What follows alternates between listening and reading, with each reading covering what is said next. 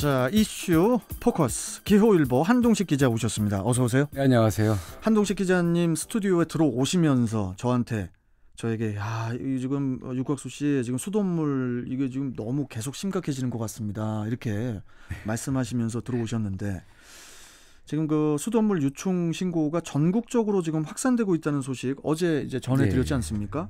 그런데 전국 5개의 고도 처리 정수장에서 그 실제 유충이 발견이 되면서 그 우려가 현실이 되는 것 아니냐 이런 그 불안감이 또 커지고 있습니다. 네.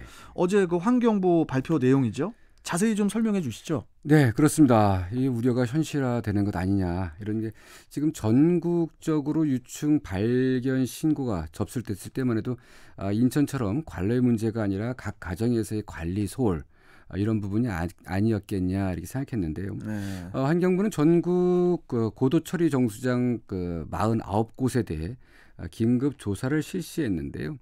조사 결과 깔따구 유충이 발견된 인천의 공천, 부평 정수장 외에 전국 5곳의 정수장에서 추가로 유충이 발견됐다고 합니다. 무슨 뭐 깔따구가 아니라 또 다른 나방 관련 유충이라고 여러 가지 유충이 좀 나오겠는데요. 네.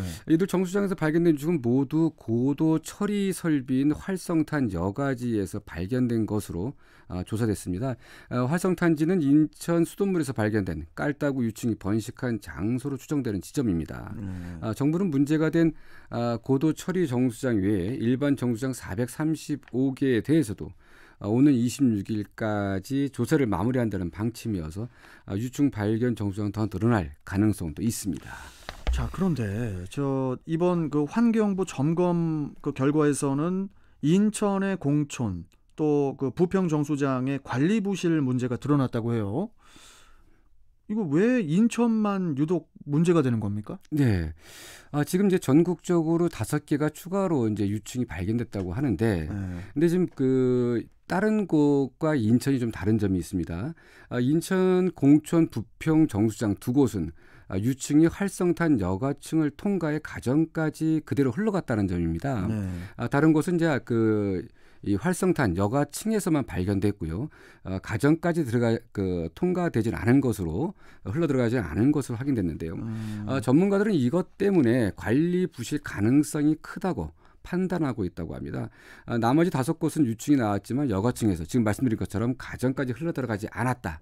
이런 부분인데, 그러니까 흘러갔냐 안 흘러갔냐 이런 부분인데 전문가들은 유충이 여과층을 통과한 것은 관리 부실 이라고 이제 지적하고 있는데요. 왜 그러냐면요. 활성탄 여과 과정에서 유충이 걸러지지 않았다 하더라도 이 가정까지 가는 과정에는 여러 이 여과 과정을 거치게 되는데요. 다음 단계에서라도 이 유충이 걸러지지 않았다는 것은 이해가 안 가네. 그렇죠. 관리의 문제다. 이렇게 보고 있는 거고요. 이 서울 영등포 정수장도 인천과 같은 풍납 취수장에서 물을 쓰면서 고도 정수 처리를 하지만 여기도 이상이 없었다고 하고요. 결국 인천만 유독 문제가 된 것은 이 정수장에 대한 운영 미숙, 이 관리 문제가 드러난 것이라고 진단했습니다. 그래서 이 같은 문제에 대해 신진수 환경부 물통합정책국장은 이 잦은 순환 보직으로 전문성에 문제가 있을 수 있다는 점을 언급했는데요.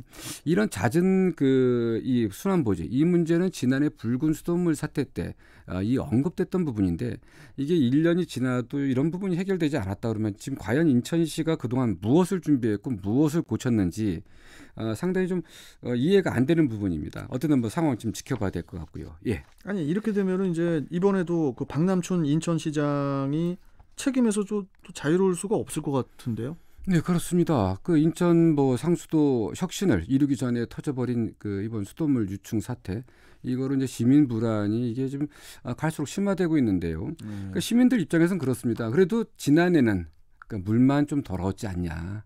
근데 이번에는 물만 더러운 게 아니라 거기에 벌레까지 나온다 그러면 우리가 이거 마시고 이 마시는 건 그렇다 치더라도 씻고 어디 설거지도 못하죠. 예. 그나마도 지난해 붉은 수돗물 같은 경우는 물을 설거지라든가 기타 이런 부분도 했었는데 이 설거지도 할 수 있겠습니까? 근데 이런 부분에서는 박남춘 인천시장의 책임론 이거 지금 그냥 자유롭진 않을 것이다. 네, 자유롭지는 당연하죠. 그래서 일단 뭐 박 시장은 지난해 그 붉은 수돗물 사태 이후 시민들에게 그 대대적인 상수도 혁신을 약속했는데요.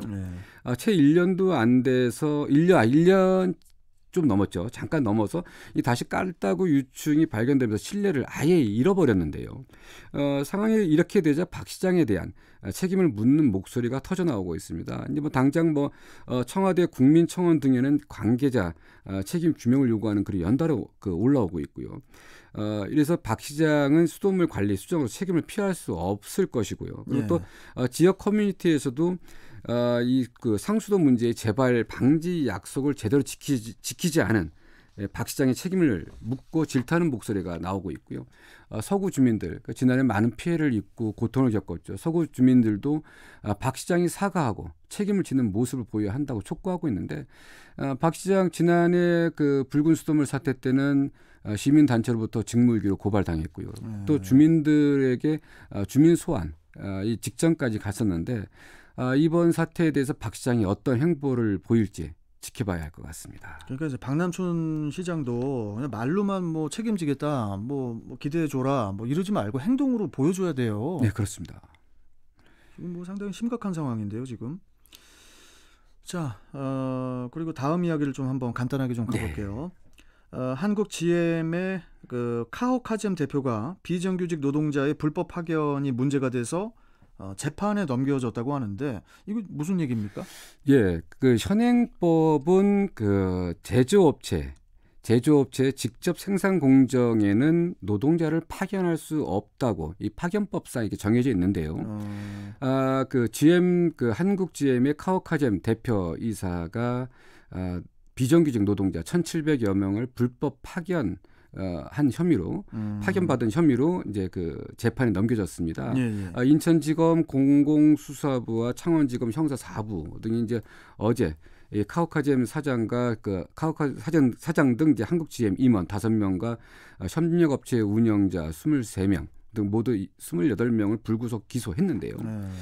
어쨌든 지금 이런 부분들, 이런 부분이 지금 법적으로 되지 않는 부분이 지금 이 GM 대우 현장에 파견이 금지된 자동차 자체 제작, 도장, 조립 등 이 공정이 이제 파견되면서 문제가 됐는데. 그러니까 노동자를 불법으로, 그러니까 파견을 하는 것은 불법인 거예요. 그렇죠. 파견하는 것도 불법이고 파견을 받는 것도 불법인데 이제 그 생산 현장에 공장의 생산 현장에 파견되면 안 된다는 겁니다. 그래서 어쨌든 이제 그 재판 결과에 따라서 국내법을 위반한 GM의 그 카오카잼 사장 이제 어떤 처분을 받을지 어쨌든 뭐 지켜봐야 될 것 같습니다. 네, 불법을 왜 저질러? 이거 외국 분이죠, 이거 카오카잼 분. 그렇습니다. 미국 법인에서 파견됐죠. 예. 지켜보도록 하겠습니다. 자, 오늘 말씀 잘 들었고 또 내일 뵙도록 하겠습니다. 고맙습니다. 네, 감사합니다. 자, 이슈 포커스 기호일보 한동식 기자였습니다.